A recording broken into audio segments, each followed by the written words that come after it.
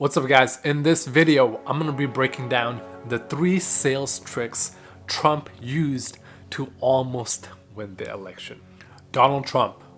Some people call him Cheeto, other people call him the people's champ. And we were about to call him president for another 4 years. It might still happen. Before I start, let's get one thing straight. This isn't a video about liking or disliking Trump. This isn't a video where I'm praising or condemning his policies. It's just me and you talking about how in 2020 Trump got 70 million people to vote for him. I mean, it's mostly me talking, but if you guys want to talk, let me know down in the comments below. First, we have to understand the state of the world that we're living in today. We're going through a global pandemic. There's massive disparity between the rich and the poor. There's a record-breaking unemployment.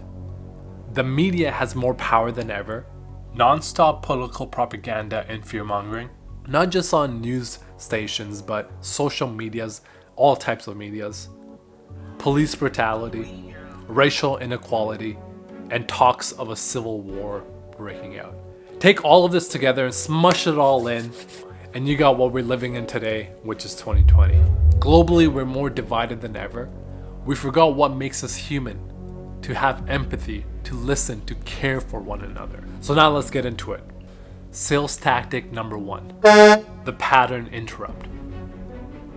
What we have to understand about Trump is that he's a businessman. He knows his way around marketing, sales, persuasion, and psychology. So as a salesperson, when I use a pattern interrupt, it's because usually the prospect has been jaded in the past by previous sales experiences or salespeople, and if we use the same exact positioning as framing as them, their guards are going to be up. They're not going to let us in. So when we use that pattern interrupt is to then portray ourselves in a completely different perspective, in a completely different light, so that their guards go down and they can actually start talking and communicating with us and open up about their feelings and problems. Trump does this very well. He doesn't act, politician-y or very professional actually. And so most people that have been burned by previous politicians, they don't have to put that guard up as opposed to what they're doing with Trump. Right? Oh, Trump's my homie. This guy isn't a typical politician.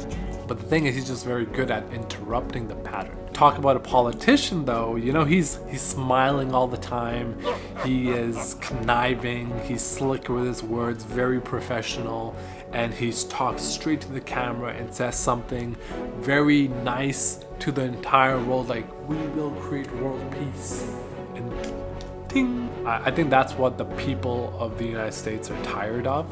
And so when Trump came in, it was a complete disruption of the political environment. Think of the best teacher you've had. Think of the best realtor you've spoken with. Think of an influencer that you follow. These people are people you remember, not because they followed the status quo, but because they entered into their market with the differentiating factor. And they created ripples, right? They created impact, and it got people talking. Trump did this with all of us, right? All you hear in the news for the past year, for the past 4 years is Trump, Trump, Trump, Trump, Trump. So he's done a very good job of interrupting the typical pattern of a politician.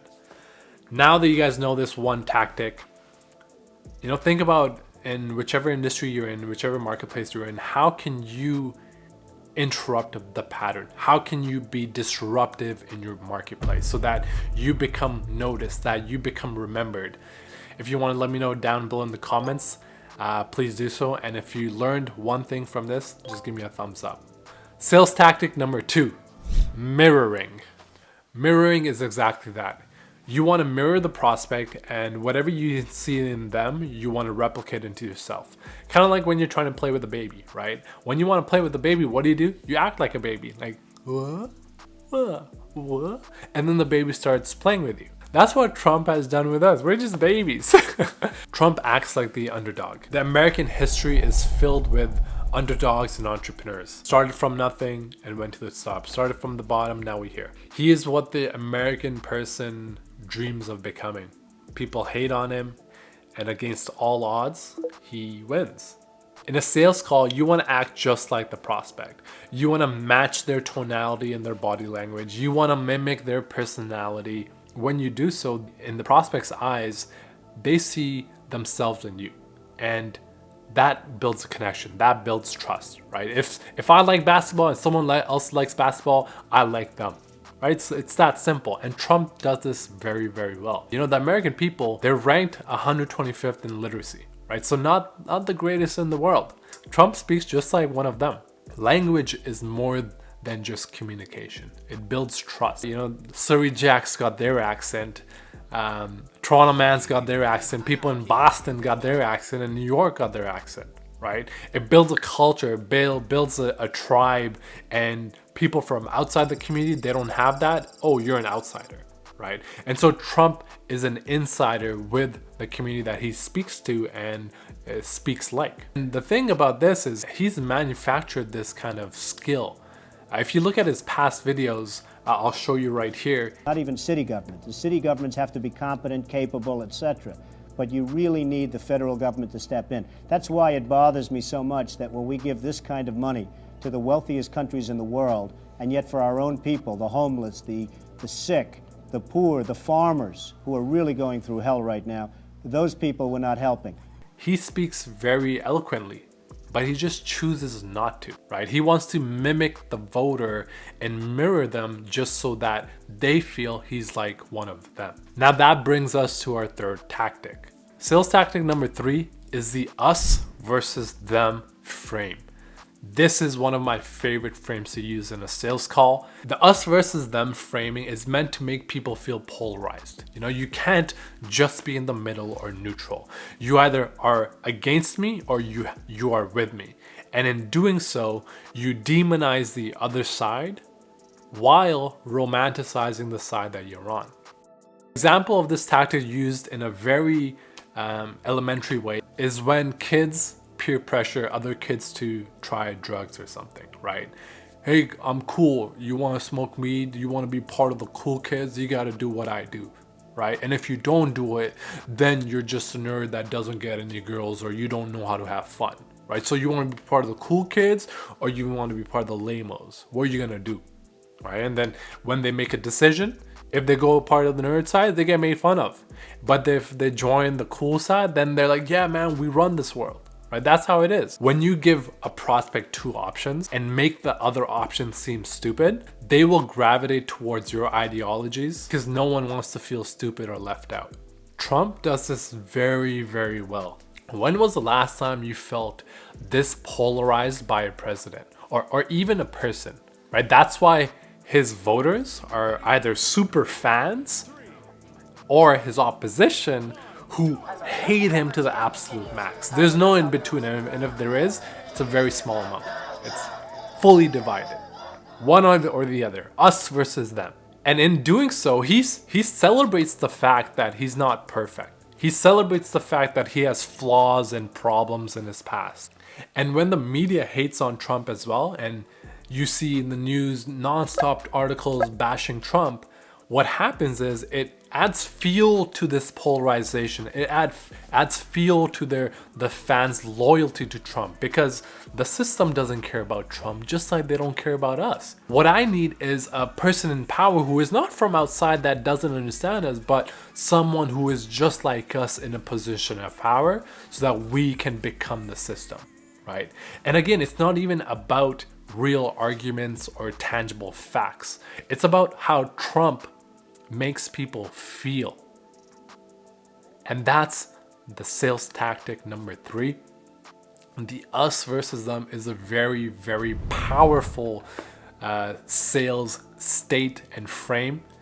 And so use this wisely, young Padawan. I've given you the powers, so use them wisely.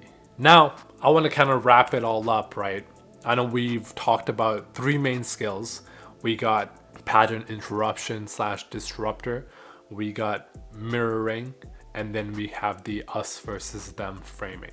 If any of these 3 tactics has helped you understand people a lot better, or think is gonna help you impact or create more sales in your business, leave a thumbs up, leave a comment down below. What we need to do as people caught up in the media and in these systems is to educate ourselves. It's to do our research, go deeper than just the surface level, right? The media will only push their own narrative, whether it's the left side or the right side, whether it's liberal or conservative.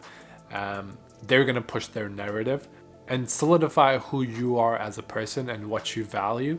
The final thing I want to say is don't hate the player, hate the game. He's just playing a broken game. It's a system that has been able to been taken advantage of. That's it, man. All right, guys, you're watching Wahaj in the wild. And in this channel, you're going to learn about sales, because sales is life. You improve your sales, you have a better life. You're able to communicate with one another. You're able to gain more confidence. You're able to make more money. You're able to impact more people, right? So if you want to do any of those things for yourself, subscribe. If you found value in this content, in this video, and you want to be a WWE champ like me one day, just kidding, like my friend Harris, then like. And if you think that this information was valuable to yourself or is going to be valuable to someone else, I don't mind sharing. I don't mind you sharing, okay? Sharing is caring. All right, so Wahaj in the wild out. Peace.